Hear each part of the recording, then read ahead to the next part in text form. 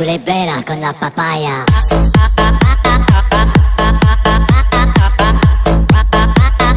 No digáis nada.